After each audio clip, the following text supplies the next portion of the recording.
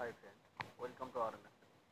যে সমস্ত candidate WB constable SI এবং কলকাতা পুলিশের কনস্টেবল জন্য প্রিপারেশন নিচ্ছেন তাদের জন্য মোস্ট ইম্পর্টেন্ট আজকে জিপিএস এখান থেকে প্রত্যেকটা প্রশ্ন খুবই গুরুত্বপূর্ণ আর প্রত্যেকটা প্রশ্ন কিন্তু সালের প্রশ্ন প্রিভিয়াস ইয়ার। আমরা কিন্তু প্রিভিয়াস ইয়ার প্রশ্নগুলো কিন্তু তোমাদেরকে প্র্যাকটিস করাচ্ছি এখন। তো যারা নতুন আসছে অবশ্যই চ্যানেলটিকে সাবস্ক্রাইব করে দিবে। চলো কথা না বলি আমরা ক্লাসটা শুরু করি। এখানে 1 নম্বর প্রশ্ন কি আছে দেখো, কোন প্রাচীন গ্রন্থে বন্য বন্য ব্যবস্থার প্রথম উল্লেখ পাওয়া যায়? এই যে কথা বলেছে বন্য ব্যবস্থার প্রথম উল্লেখ পাওয়া যায়, তাহলে কোথায় আছে? সঠিক উত্তর কোথায়? 1 নম্বর আছে দেখো মনু সংহিতা, ঋগ্বেদ, তারপর অথর্ববেদ, শতপথ, ব্রাহ্মণ। তাহলে সঠিক উত্তর কোনটা হবে? 1 নম্বর সঠিক উত্তর। তাহলে 1 নম্বর সঠিক উত্তর হবে option A, sorry B, Rigveda. তাহলে ঋগ্বেদে প্রথম বন্য ব্যবস্থার প্রথম উল্লেখ পাওয়া যায়, মনে রাখবে। এটা কোন প্রাচীন বেদে বন্য ব্যবস্থার উল্লেখ পাওয়া যায়? ঋগ্বেদে। নেক্সট প্রশ্ন কি দেখো, 2 নম্বর প্রশ্ন দেখো, ভারতীয় দর্শনের প্রাচীনতম মতবাদ গোষ্ঠী স্কুল হলো কি? ভারতীয় দর্শনের প্রাচীনতম মতবাদ গোষ্ঠী স্কুল। ভারতীয় দর্শনের প্রাচীনতম মতবাদের গোষ্ঠী স্কুল হলো কি? তাহলে 2 নম্বর সঠিক উত্তর কোনটা হলো? তো 2 নম্বর সঠিক উত্তর দেখো অপশনগুলো কি আছে, অপশন এ যোগ, অপশন বি সংখ্যা, অপশন সি হচ্ছে মানে বৈশেষিক, অপশন ডি হচ্ছে কর্ম মীমাংসা। 2 নম্বর সঠিক উত্তর কোনটা হবে? তাহলে ভারতীয় দর্শনের প্রাচীনতম মতবাদ গোষ্ঠী হলো সংখ্যা। অপশন বি হবে সঠিক উত্তর, সংখ্যা। ঠিক আছে। তারপর 3 নম্বর প্রশ্ন দেখো, খুবই ইম্পর্টেন্ট প্রশ্ন। 3 নম্বর প্রশ্ন কি বলেছে, ভারতের কোথায় আর্যরা প্রথম চিরস্থায়ী বসতি স্থাপন করে? তাহলে এই আর্যরা কোথায় প্রথম চিরস্থায়ী বসতি স্থাপন করেছিলেন? Option A Punjab, option B Sindhu, option C Rajasthan, option D Gujarat. ঠিক আছে, 3 নম্বর সঠিক উত্তর কোনটা হবে? তাহলে ভারতের কোথায় আর্যরা প্রথম চিরস্থায়ী বসতি স্থাপন করে?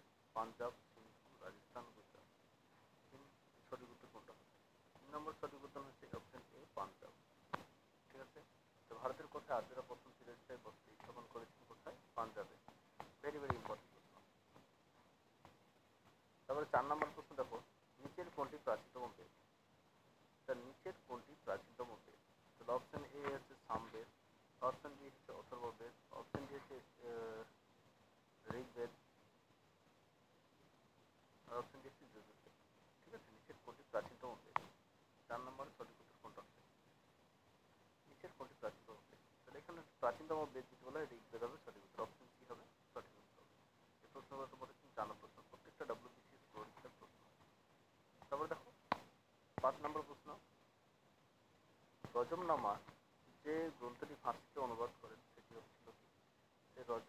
রজমনামা যে গ্রন্থটির ফার্সি অনুবাদ। ঠিক আছে। তাহলে এখানে এই যে রজমনামা যে গ্রন্থটি ফার্সি অনুবাদ সেটি ছিল কি? উপনিষদ, রামায়ণ, গীতা, মহাভারত। রজমনামা যে গ্রন্থটি ফার্সি অনুবাদ ছিল সেটি ছিল কি 5 নম্বরে? তাহলে 5 নম্বর অপশন ডি হচ্ছে সঠিক উত্তর, মহাভারত। ভেরি ভেরি ইম্পর্টেন্ট প্রশ্ন। রজমনামা যে গ্রন্থটি ফার্সি অনুবাদ সেটি হচ্ছে মহাভারত। তারপর নেক্সট প্রশ্ন চলে যায় 6 নম্বর, ন্যায় দর্শন কার লেখা? তো ন্যায় দর্শন কার লেখা? Option A Gautam, option B Jaimini, option C হচ্ছে কপিল, অপশন ডি হচ্ছে কনক। তাহলে ন্যায় দর্শন কার লেখা? Option A Gautam, option B Jaimini, option C হচ্ছে কপিল, অপশন ডি হচ্ছে কনক। ভেরি ভেরি ইম্পর্টেন্ট প্রশ্ন। 6 নম্বর সঠিক উত্তর কোনটা হবে? ন্যায় দর্শন কার লেখা? অপশন এ হবে সঠিক উত্তর, গৌতম। ঠিক আছে, গৌতম হচ্ছে ন্যায় দর্শন। তারপর নেক্সট প্রশ্ন চলে যায় 7 নম্বর প্রশ্ন দেখো, নিচের কোনটি উপবেদের অংশ নয়? তাহলে এখানে বলেছে উপবেদের অংশ নয়। ঠিক আছে, অজুর্বেদ, যজুর্বেদ, গন্ধর্ববেদ না শিল্পবেদ? গন্ধর্ব গন্ধর্ববেদ। তো সঠিক উত্তর কোনটা হবে 7 নম্বরে? তাহলে উপবেদের অংশ নয় যদি বলা হয় তাহলে যজুর্বেদ হবে সঠিক উত্তর, অপশন বি হবে সঠিক উত্তর, যজুর্বেদ কিন্তু উপবেদের অংশ নয়। 8 নম্বরে, প্রতিটি বেদ 4 ভাগে বিভক্ত এবং প্রতিটি বেদ বিভক্ত। তাহলে প্রতিটি বেদ 4 ভাগে বিভক্ত এবং প্রতিটি বেদ বিভক্ত। প্রতিটি বেদ বিভক্তি কয় ভাগ? 2 ভাগ, 3 ভাগ, 4 ভাগ না 6 ভাগ? 8 নম্বর সঠিক উত্তর কোনটা হবে? 8 নম্বর সঠিক উত্তর কোনটা হবে এখানে? অপশন সি 4 ভাগে। প্রতিটি বেদ 4 ভাগে বিভক্ত, প্রতিটি বেদ বিভক্ত 4 ভাগে। ঠিক আছে, তারপরে চলো নেক্সট প্রশ্ন কি বলেছে।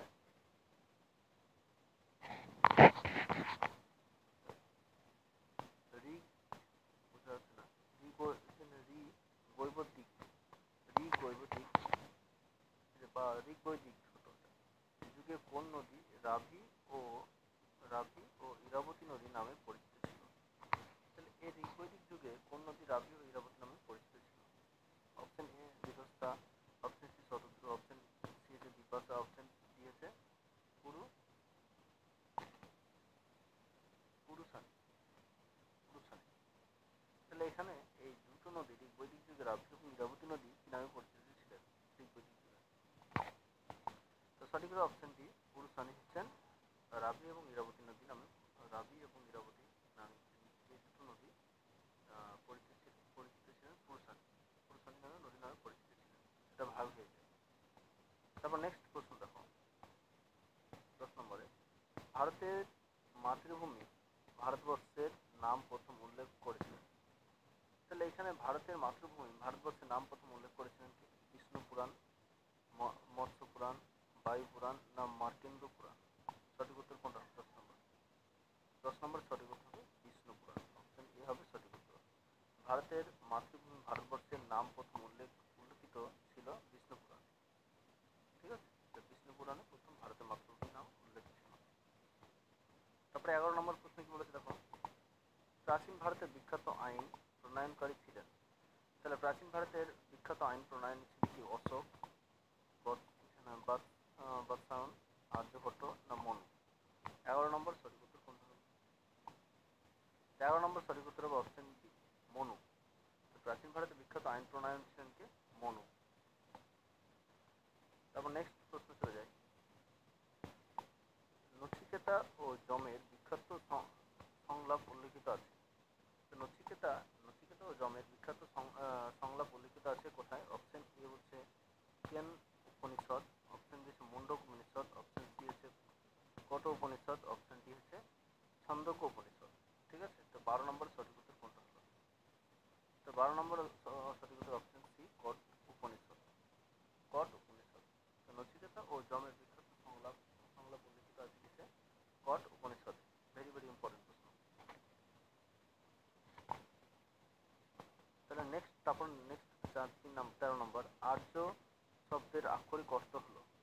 আর্য শব্দের আক্ষরিক অর্থ হলো উচ্চতর, অপশন বি যোদ্ধা, অপশন সি পুরোহিত, অপশন ডি জ্ঞানী। আর্য শব্দের আক্ষরিক অর্থ হলো 13 নম্বর সঠিক উত্তর অপশন এ উচ্চতর। আর্য শব্দের আক্ষরিক অর্থ হলো কি? উচ্চতর। ভেরি ভেরি ইম্পর্টেন্ট প্রশ্ন, আর্য শব্দের আক্ষরিক অর্থ কি? উচ্চতর। 13 নম্বর। তারপরে 14 নম্বর সঠিক উত্তর কোনটা আছে দেখো, পূর্ববর্তী বৈদিক যুগ বা ঋগবৈদিক যুগ সম্পর্কিত জানার উৎস হলো কি? ঋগ্বেদ, সামবেদ, যজুর্বেদ, অথর্ববেদ। তাহলে পূর্ববর্তী বৈদিক যুগ বা ঋগবৈদিক যুগের সম্পর্কিত অজানা উৎস হলো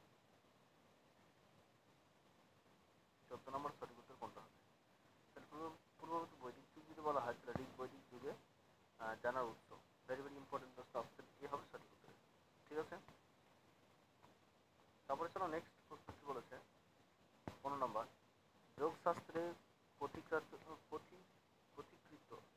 বা লেখক হলেন। যোগশাস্ত্রের পথিকৃৎ বা লেখক হলেন কে? আত্রি, বাণভট্ট, পতঞ্জলি না রুদ্রকান্ত? সঠিক উত্তর কোনটা? 15 নম্বর। 15 নম্বর সঠিক উত্তর অপশন সি পতঞ্জলি। ঠিক আছে, যোগশাস্ত্রের পথিকৃৎ বা লেখক হলেন কে? পতঞ্জলি। খুব ইম্পর্টেন্ট প্রশ্ন 15 নম্বরের। তারপরে 16 নম্বর প্রশ্ন চলে যায়। তো 16 নম্বর, উপনিষদের বিষয়বস্তু হলো কি? আইন, মহাকাব্য,